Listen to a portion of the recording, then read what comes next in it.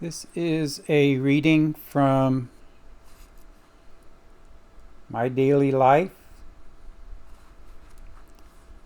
chapter 26, titled Adjustment Through Compensation.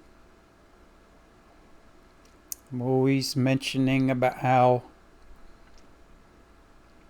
we always try to be perfect and always fail, that we must always remember that we're human.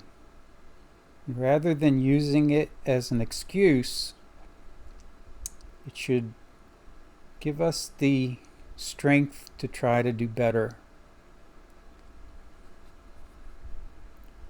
The art of earthly living is the art of adjustment to life's daily situations.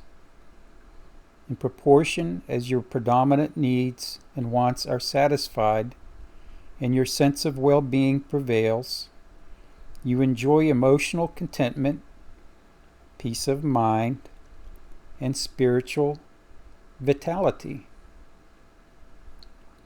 When this condition prevails, you feel disposed to face life's daily activities, situations, and problems realistically. Unfortunately, your fulfillment and well-being depend on a number of people, things, and circumstances over which we have a limited control or no control at all. Consequently, some frustrations and conflicts are inevitable.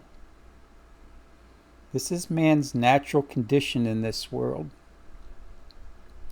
The more able you are to view this condition as normal, so much the more will you be disposed to adjust to the changing situations of each passing hour.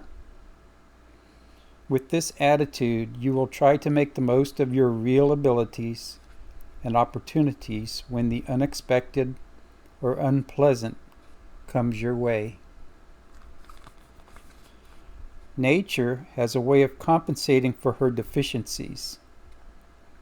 Plant life tends to adapt to the natural conditions in which it exists. Animals naturally adapt to the changing weather conditions and food problems of each succeeding season. In his own way, man also undergoes an evolution of body, mind, and spirit as he proceeds through life. Even in civilized society, the struggle for fulfillment and survival goes on. Amid the variety of personal habits, local customs, racial ties, and international organizations, man is still bent on seeking his fulfillment and preservation through some kind of conscious adjustment to reality.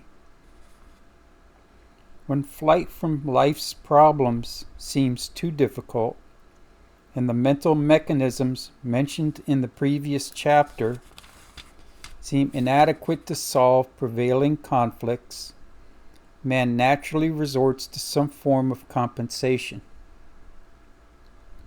He seeks an acceptable substitute to counteract whatever is threatening or disturbing his sense of well-being. An obvious example is that of a boy who cannot equal his brother's scholastic attainments. He may strive to compensate by excelling in athletic achievements. The admiration of others and his inner satisfaction with his athletic performance counterbalance his disturbing feelings of inferiority or envy of his brother. Compensation is a natural phenomenon. It occurs so frequently in daily life that people usually fail to recognize it, whether in themselves or in others.